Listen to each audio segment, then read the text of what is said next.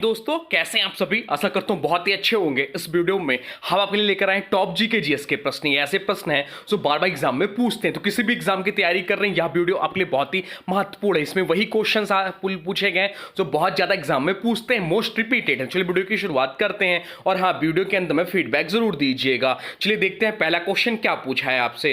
पहला क्वेश्चन पूछा अंतरराष्ट्रीय मुद्रा कोष IMF का मुख्यालय कहाँ है, यह आपसे पूछा है। चलिए बता दीजिए इसका राइट आंसर क्या हो जाएगा। जिस किसी भी क्वेश्चन का राइट आंसर पता है वीडियो को पॉज करिए, राइट आंसर कमेंट बॉक्स में लिख दीजिए। चलिए बता दीजिए इसका राइट आंसर क्या हो जाएगा। तो राइट आंसर हो जाएगा ऑप्शन बी, वाशिंगटन डीसी में स्थित है अंतरराष्ट्रीय मुद्रा कोष का मुख्यालय। अंतरराष्ट्रीय मुद्रा कोष जिसे इंग्लिश में बोलते हैं इंटरनेशनल मॉनेटरी फंड का मुख्यालय अमेरिका के वाशिंगटन डीसी में। इसकी स्थापना कब हुई थी यह भी पूछ लेता है। तो इसकी स्थापना जो थी 27 दिसंबर 1945 को इसकी स्थापना हुई थी। या पॉइंट ध्यान रखें, वर्तमान में इसके सदस्य देश है 190 से अधिक। इसके वर्तमान में जो MD हैं वो क्रिस्टलिना जॉर्जिवा है, यह भी ध्यान रखिएगा। चलते हैं अगले प्रश्न की ओर, देखते हैं अगला प्रश्न क्या पूछा है आपसे। अगला प्रश्न पूछा स्वर्ण मंदिर का निर्माण किस सिख गुरु ने शुरू करवाया था। स्वर्ण मंदिर का निर्माण किस सिख गुरु ने शुरू करवाया था, यह आपसे पूछा है। चलिए बता दीजिए इसका राइट आंसर क्या हो जाएगा। तो राइट आंसर जो हो जाएगा वो जगह ऑप्शन ए, गुरु अर्जुन देव ने। गुरु अर्जुन देव ने स्वर्ण मंदिर का निर्माण करवाया था। स्वर्ण मंदिर जिसे हरमंदिर साहिब भी कहा जाता है, यह भी ध्यान रखिएगा, स्वर्ण मंदिर को ही हरमंदिर साहिब भी कहा जाता है, का निर्माण 5वें सिख गुरु अर्जुन देव ने शुरू करवाया था।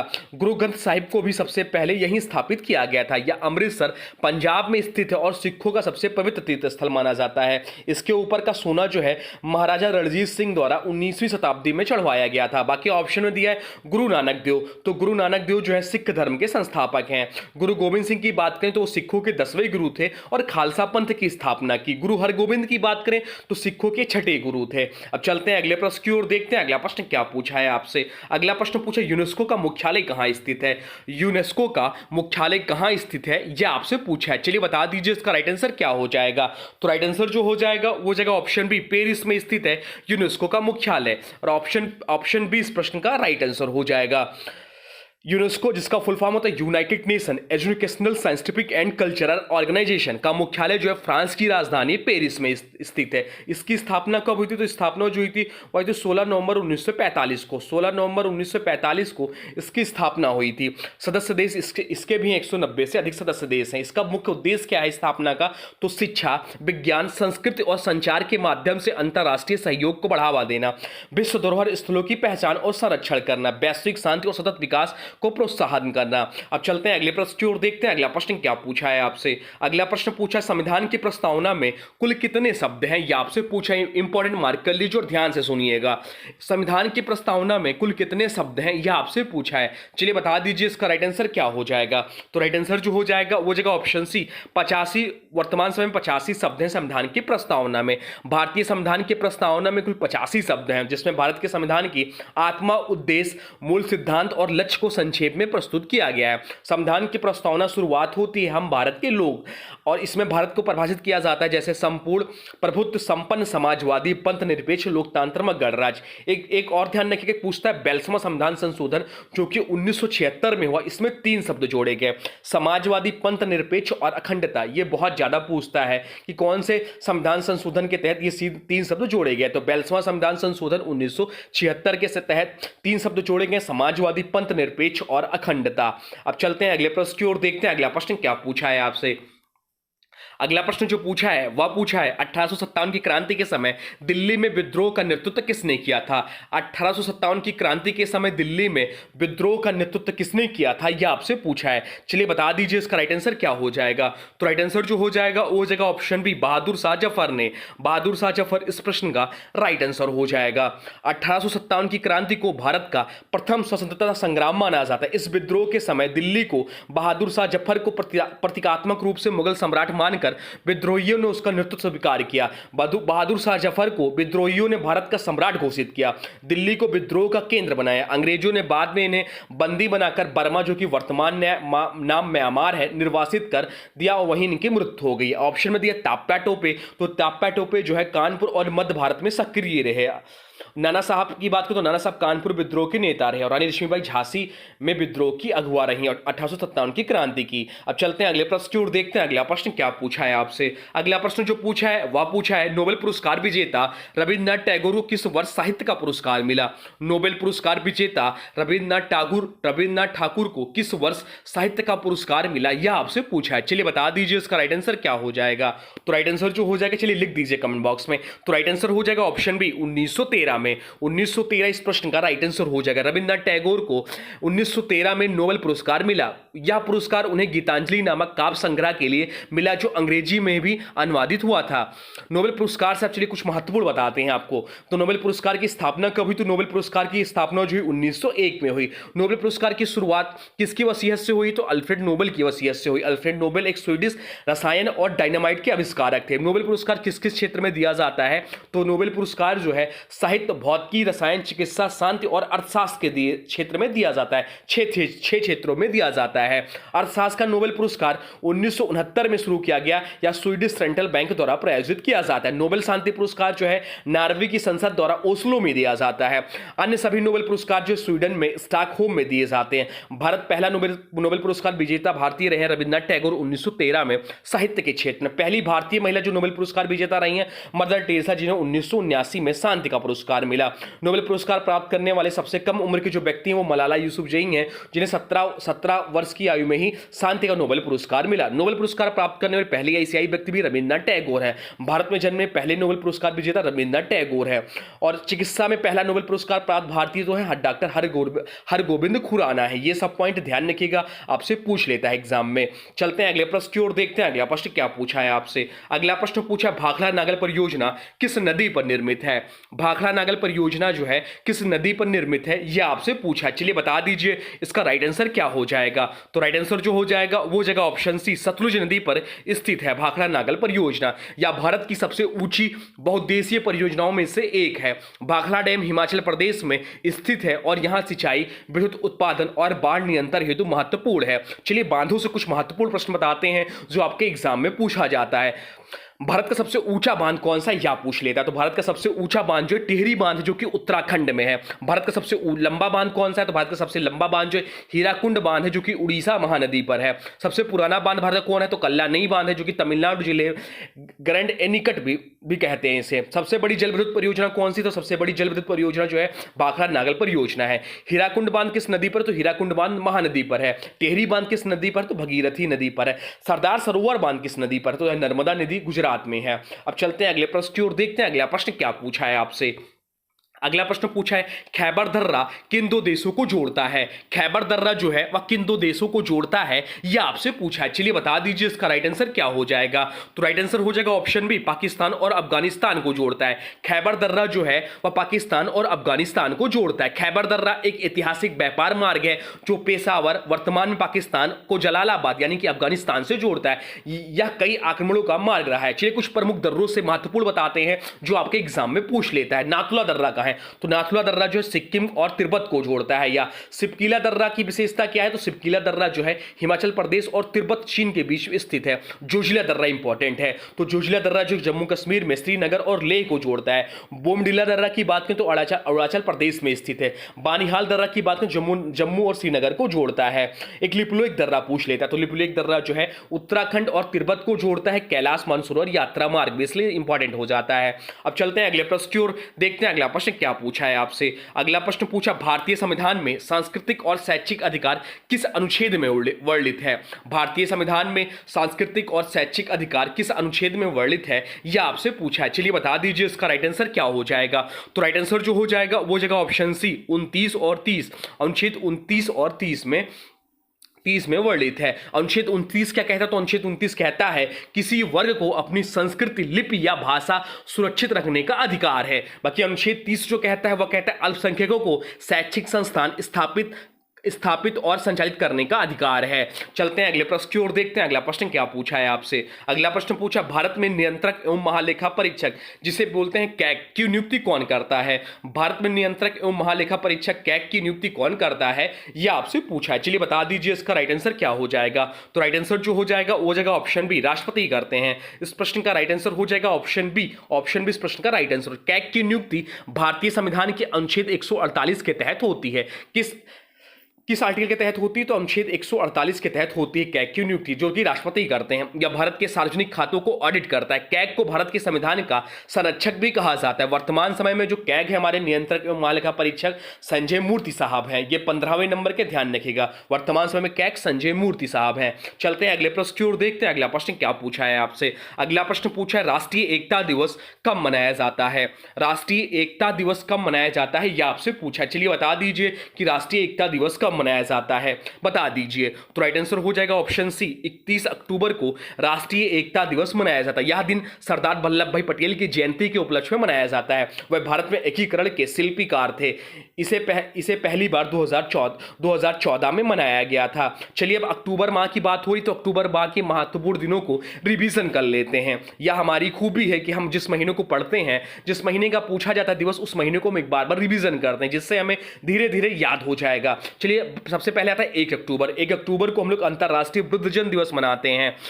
उसके बाद आता है 4, विश्व पशु कल्याण दिवस कब मनाया जाता है? तो विश्व पशु कल्याण दिवस जो है 4 अक्टूबर को मनाया जाता है। विश्व शिक्षक दिवस, ध्यान रखिएगा, विश्व शिक्षक दिवस जो है 5 अक्टूबर को मना। अभी हमने कल अपने इस पे कम्युनिटी पर एक पोल कराया था कि यही आपसे बताया था कि विश्व शिक्षक दिवस कब मनाया जाए। तो बहुत सारे लोग 5 सितंबर को विश्व शिक्षक दिवस टिक करके आए, मैक्सिमम लोग टिक करके आए। यह आपका गलत हो जाएगा एग्जाम में, ध्यान रखिएगा। विश्व शिक्षक दिवस जो होता है 5 अक्टूबर को होता है। हमारा शिक्षक दिवस जो होता है, राष्ट्रीय शिक्षक दिवस, वह 5 सितंबर को मनाया जाता है, डॉक्टर सर्वपल्ली राधाकृष्णन की जयंती पर। तो ये पॉइंट ध्यान रखिएगा। 8 अक्टूबर को भारतीय वायुसेना दिवस मनाया जाता है। 9 अक्टूबर को 8 अक्टूबर इंपॉर्टेंट एग्जाम में पूछता है। 9 अक्टूबर विश्व डाक दिवस मनाया जाता है। 10 अक्टूबर को विश्व मानसिक स्वास्थ्य दिवस मनाया जाता है। 11 अक्टूबर को अंतर्राष्ट्रीय बालिका दिवस मनाया जाता है, यह भी इंपॉर्टेंट है अक्टूबर माह में। 13 अक्टूबर को अंतर्राष्ट्रीय आपदा जोखिम न्यूनीकरण दिवस मनाया जाता है। 15 अक्टूबर को विश्व छात्र दिवस मनाया जाता है, डॉक्टर एपीजे अब्दुल कलाम की जयंती पर। 16 अक्टूबर को विश्व खाद्य दिवस मनाया जाता है, यह भी इंपॉर्टेंट है। और 20 अक्टूबर को विश्व सांख्यिकी दिवस मनाया जाता है हर 5 वर्ष में। 24 अक्टूबर को संयुक्त राष्ट्र दिवस मनाया जाता है, इंपॉर्टेंट है। और 31 अक्टूबर को सरदार वल्लभ भाई पटेल जयंती या राष्ट्रीय एकता दिवस के रूप में हम लोग जो मनाते हैं, या 31 अक्टूबर को मनाया जाता है। अब चलते हैं अगले प्रश्न की ओर, देखते हैं अगला प्रश्न क्या पूछा है आपसे। अगला प्रश्न पूछा, एक वर्ष में लोकसभा के कितने सत्र होते हैं? इंपॉर्टेंट प्रश्न है, अभी एनटीपीसी में भी पूछा है प्रश्न है। एक वर्ष में लोकसभा के कितने सत्र होते हैं, यह आपसे पूछा है। चलिए बता दीजिए। तो राइट आंसर जो हो जाएगा वो जाएगा ऑप्शन डी, 3 सत्र होते हैं एक वर्ष में लोकसभा के। एक वर्ष में लोकसभा के 3 सत्र होते हैं। कौन कौन से होते हैं? तो बजट सत्र, शीतकालीन सत्र और मानसून सत्र होते हैं। बजट सत्र कब होते हैं? तो बजट सत्र जो होता है फरवरी से मई माह के बीच में होता है, फरवरी से मई तक होता है। फिर आता है मानसून सत्र जो कि जुलाई अगस्त में होता है। और शीतकालीन सत्र की बात करें तो यह नवंबर दिसंबर में होता है। लोकसभा का गठन वयस्क मतदान के आधार पर प्रत्यक्ष चुनाव द्वारा चुने गए जनता के प्रतिनिधियों से होता है। लोकसभा संसद का निम्न सदन है। लोकसभा के सदस्यों की अधिकतम संख्या 550 है। यह सब पॉइंट ध्यान रखिएगा। चलते हैं अगले प्रश्न की ओर, देखते हैं अगला प्रश्न क्या पूछा है आपसे। अगला प्रश्न पूछा, मैकमोहन रेखा किन 2 देशों के बीच की अंतरराष्ट्रीय सीमा रेखा है? मैकमोहन रेखा किन 2 देशों के बीच की अंतरराष्ट्रीय सीमा रेखा है, यह आपसे पूछा है। चलिए बता दीजिए इसका राइट आंसर क्या हो जाएगा। तो राइट आंसर जो हो जाएगा वो जाएगा ऑप्शन डी, भारत और चीन के बीच में। मैकमोहन रेखा भारत और चीन देशों के बीच की अंतरराष्ट्रीय सीमा रेखा है। चलिए कुछ प्रमुख अंतरराष्ट्रीय सीमा रेखा बताते हैं आपको। तो एक पूछता है रेड क्लिफ रेखा।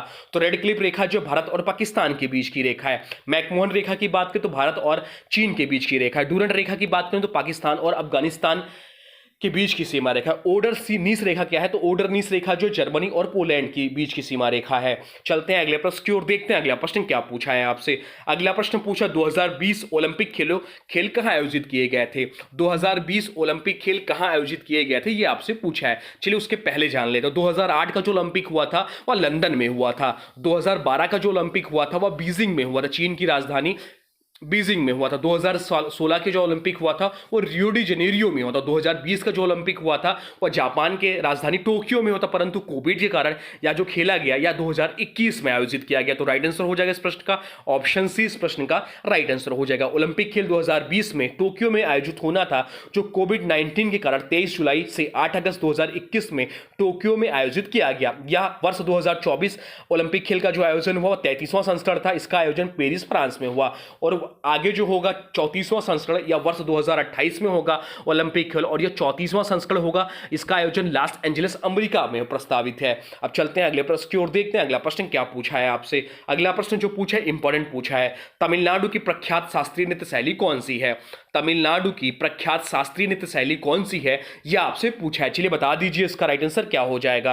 तो राइट आंसर जो हो जाएगा वो जगह ऑप्शन है भरतनाट्यम, जो है तमिलनाडु की प्रख्यात शास्त्रीय नृत्य शैली है। तमिलनाडु की प्रख्यात शास्त्रीय नृत्य शैली भरतनाट्यम है। प्रमुख शास्त्रीय नृत्य से संबंधित राज्य बताते हैं आपको। तो कुचिपुड़ी जो आंध्र प्रदेश का शास्त्रीय नृत्य है। मणिपुर की बात करें तो मणिपुर का शास्त्रीय नृत्य, उड़ीसी की बात करें तो उड़ीसा का शास्त्रीय नृत्य है।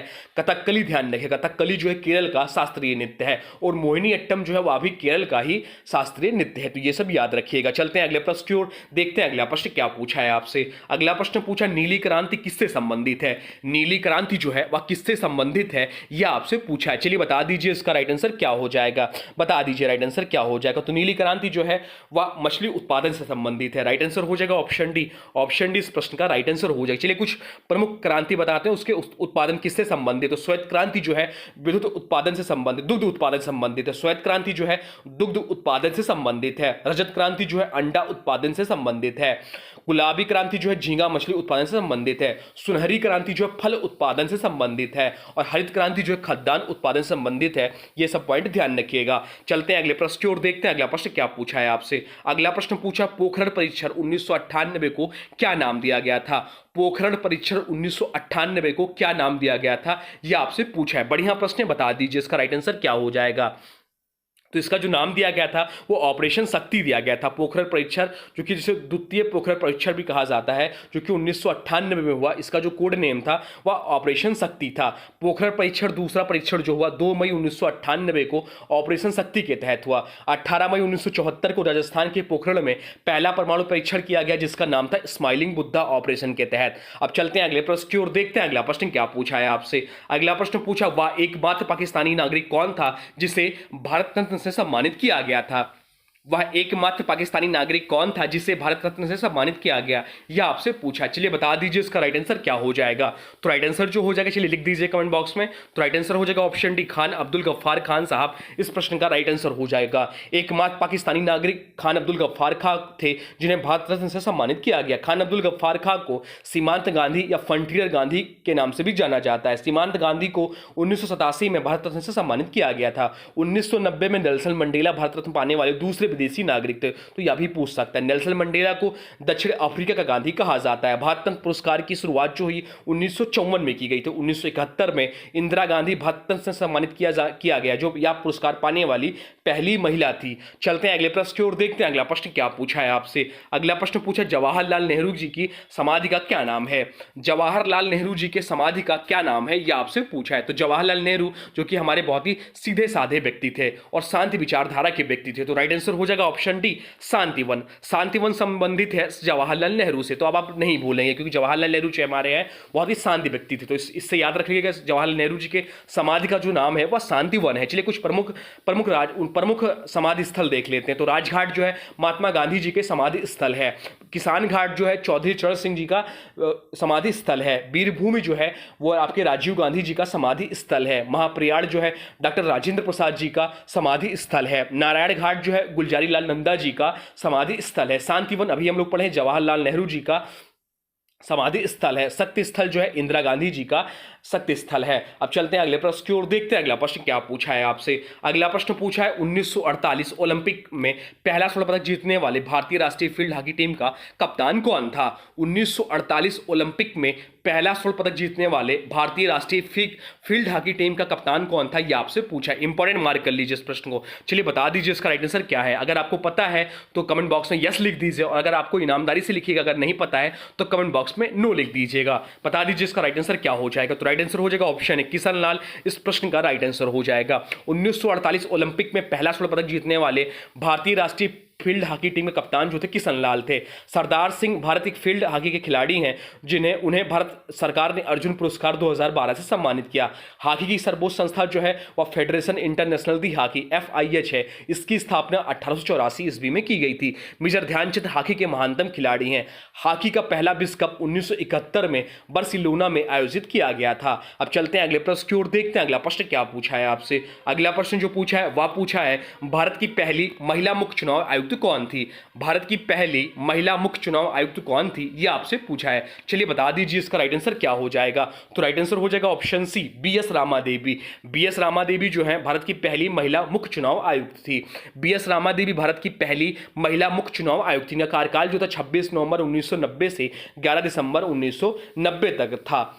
चलिए कुछ महत्वपूर्ण पहली महिला बताते हैं आपको। तो भारत प्रतिभा देवी सिंह पाटिल जो है भारत की प्रथम महिला राष्ट्रपति थी। मीरा कुमारी जो है भारत की प्रथम महिला लोकसभा अध्यक्ष थी। निर्मला सीतारमण की बात करें तो भारत की पूर्णकालिक रक्षा मंत्री बनने वाली पहली भारतीय महिला थी। इंदिरा गांधी की बात करें तो भारत की प्रथम महिला प्रधानमंत्री थी। सरोजिनी नायडू की बात करें तो किसी राज्य की राज्यपाल बनने वाली प्रथम भारतीय महिला थी। कोकिला अय्यर की बात करें तो पहली भारतीय विदेश सचिव बनने वाली भारतीय थी। तो ये सब पॉइंट एग्जाम में पूछता है, इसलिए बता दिया आपको एक साथ ही। अब चलते हैं अगले प्रश्न की ओर, देखते हैं अगला प्रश्न क्या पूछा है आपसे। अगला प्रश्न पूछा है युद्ध के दौरान वीरता के विशिष्ट कार्य प्रदर्शित करने के लिए दिया जाने वाला सर्वोच्च सैन्य सम्मान कौन सा है। युद्ध के दौरान वीरता के विशिष्ट कार्य प्रदर्शित करने के लिए दिया जाने वाला सर्वोच्च सैन्य सम्मान कौन सा है, यह आपसे पूछा है। चलिए बता दीजिए इसका राइट आंसर क्या हो जाएगा।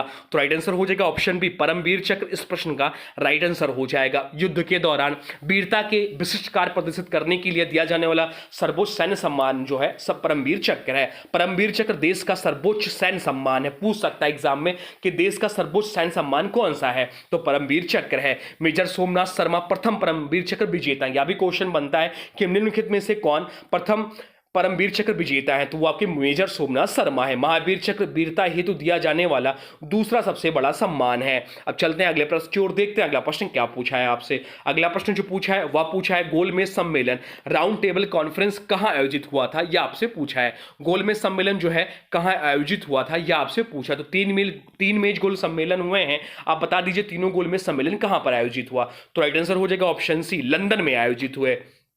तीन गोलमेज सम्मेलन 1930, 1931 और 1932 में जो हुए वह लंदन में हुए थे। ये ब्रिटिश सरकार और भारतीय नेताओं के बीच संविधान सुधार पर चर्चा के लिए था। गांधी जी ने दूसरे सम्मेलन 1931 में भाग लिया था, यह भी ध्यान रखिएगा। चलते हैं अगले प्रश्न की ओर, देखते हैं अगला प्रश्न क्या पूछा है आपसे। अगला प्रश्न पूछा प्रोजेक्ट एलिफेंट की शुरुआत किस वर्ष हुई थी। प्रोजेक्ट एलिफेंट की शुरुआत किस वर्ष हुई थी, यह आपसे पूछा है। चलिए बता दीजिए इसका राइट आंसर क्या हो जाएगा। तो राइट आंसर जो हो जाएगा वो जाएगा ऑप्शन बी, प्रोजेक्ट एलिफेंट की शुरुआत 1992 में। तो एक पूछता है प्रोजेक्ट टाइगर की शुरुआत कब हुई, तो प्रोजेक्ट टाइगर की जो शुरुआत हुई थी वह 1973 में हुई। जिम कॉर्बेट नेशनल पार्क पहला प्रोजेक्ट टाइगर के तहत पहला बाघ अभ्यारण्य स्थापित हुआ। उद्देश्य क्या है प्रोजेक्ट एलिफेंट की, तो उद्देश्य जो है हाथियों की रक्षा व उसके पर्यावरण को पर्यावास को संरक्षित करना होता है। वन मंत्रालय द्वारा संचालित हुआ। हाथी को 2010 में भारत का राष्ट्रीय विरासत पशु घोषित किया गया। चलते हैं अगले प्रश्न की ओर, देखते हैं अगला प्रश्न क्या पूछा है आपसे। अगला प्रश्न जो पूछा है वह पूछा है इंटरनेट का जनक किसे कहा जाता है। इंटरनेट का जनक किसे कहा जाता है, यह आपसे पूछा है। चलिए बता दीजिए इसका राइट आंसर क्या हो जाएगा। तो राइट आंसर जो हो जाएगा वो जाएगा ऑप्शन बी, बेंटन सर्फ और बापकान को इंटरनेट का जनक कहा जाता है, फादर ऑफ इंटरनेट कहा जाता है। बेंटन सर्फ और बापकान को मिलकर इंटरनेट का जनक कहा जाता है। चलते हैं अगले प्रश्न की ओर, देखते हैं अगला प्रश्न क्या पूछा है आपसे। अगला प्रश्न पूछा है अष्टप्रधान मंडल किस शासक द्वारा स्थापित किए गए थे। बढ़िया प्रश्न है, इंपॉर्टेंट प्रश्न है। अष्टप्रधान मंडल किस शासक द्वारा स्थापित किया गया था, यह आपसे पूछा है। चलिए बता दीजिए इसका राइट आंसर क्या है। अगर आपको पता है राइट आंसर तो कमेंट बॉक्स में यस लिखिए, अगर आपको आंसर नहीं पता है तो कमेंट बॉक्स में नो लिखिए। देखते हैं आपकी तैयारी कैसी है। चलिए बता दीजिए इसका राइट आंसर क्या हो जाएगा। राइट आंसर हो जाएगा ऑप्शन सी, शिवाजी, इस प्रश्न का राइट आंसर हो जाएगा। अष्टप्रधान मंडल की स्थापना छत्रपति शिवाजी महाराज ने की थी। यह एक 8 मंत्रियों की परिषद थी जो शिवाजी के प्रशासन को सुचारू रूप से चलाने की में सहायता करती थी। अष्टमंडल प्रधान की, चलिए देख लेते हैं सदस्य और उनके कार्य, क्योंकि पूछ लेता है एग्जाम में। तो पेशवा जो होते थे वो प्रधानमंत्री होते थे, यानी कि मुख्य सलाहकार होते थे। अमात्य जो होते थे वह वित्त मंत्री होते थे। सचिव या सुमंत जो होते थे विदेश मामलों के मंत्री होते थे। मंत्री जिन्हें कहते थे मंत्री, क्या यह भी पूछता है एग्जाम में, मंत्री किसे कौन क्या कार्य था या इनका दायित्व क्या था? तो इनका जो दायित्व था वह था राजस्व और पत्र व्यवहार। सेनापति जो होते थे सेना प्रमुख होते थे। न्यायाधीश जो होते थे वो न्यायाधीश या न्याय व्यवस्था देखते। पंडित राव जो थे वह धार्मिक मामलों का प्रभावित। और अंतिम जो होते थे सरे नौबत या गृह एवं शिष्टाचार विभाग देखते थे। तो ये 8 थे अष्ट प्रधान मंडल थे शिवाजी के। अब चलते हैं अगले प्रश्न की ओर, देखते हैं अगला प्रश्न क्या पूछा है आपसे। अगला प्रश्न पूछा विश्व व्यापार संगठन WTO का मुख्यालय कहां स्थित है, यह आपसे पूछा है। विश्व व्यापार संगठन WTO का मुख्यालय कहां स्थित है, यह आपसे पूछा है। चलिए बता दीजिए। तो राइट आंसर हो जाएगा ऑप्शन बी, जेनेवा स्विट्जरलैंड में स्थित है। WTO का गठन 1995 में हुआ था। इसका उद्देश्य जो है वैश्विक व्यापार को सुगम और निष्पक्ष बनाना था। इसका मुख्यालय जिनेवा स्विट्जरलैंड में है। अब चलते हैं अगले प्रश्न की ओर, देखते हैं अगला प्रश्न क्या पूछा है आपसे। अगला प्रश्न पूछा है मौर्य वंश के अंतिम शासक कौन थे। मौर्य वंश के अंतिम शासक कौन थे, यह आपसे पूछा है। चलिए बता दीजिए इसका राइट आंसर क्या हो जाएगा। तो राइट आंसर हो जाएगा ऑप्शन सी, बृहदत्त जो था या मौर्य वंश का अंतिम शासक था। बृहदत्त मौर्य वंश के अंतिम राजा थे जिन्होंने उनके सेनापति पुष्यमित्र शुंग ने मारकर शुंग वंश की स्थापना की। तो बृहदत्त मौर्य की हत्या किसने की, तो पुष्यमित्र शुंग ने की। इन्हें मारकर या शुंग वंश की स्थापना की। या इनका बृहदत्त का जो सेनापति भी था या घटना लगभग 185 ईसा पूर्व की मानी जाती है। अब चलते हैं अगले प्रश्न की ओर, देखते हैं अगला प्रश्न क्या पूछा है आपसे। अगला प्रश्न पूछा है विजयनगर साम्राज्य की राजधानी कहां थी।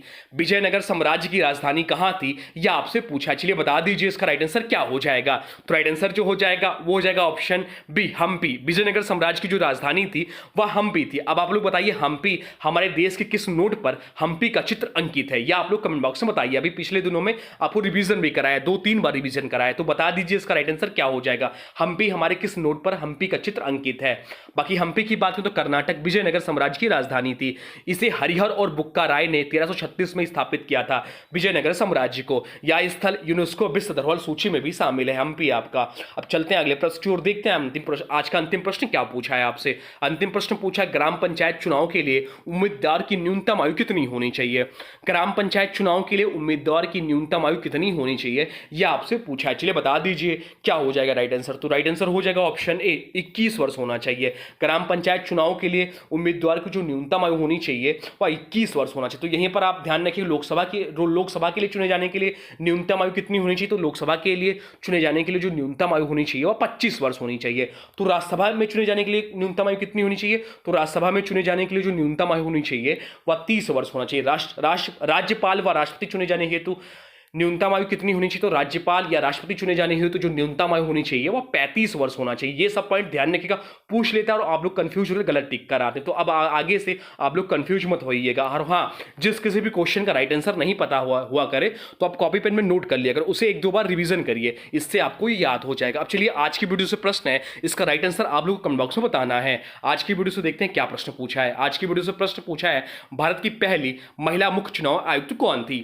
भारत की पहली महिला मुख्य चुनाव आयुक्त कौन थी, यह आपसे पूछा है। इसका जो भी राइट आंसर होगा कमेंट बॉक्स में जरूर बताइएगा। कोई प्रश्न है या कोई सुझाव है तो आप भी कमेंट बॉक्स में लिख दीजिए, आपको रिप्लाई की जाएगी।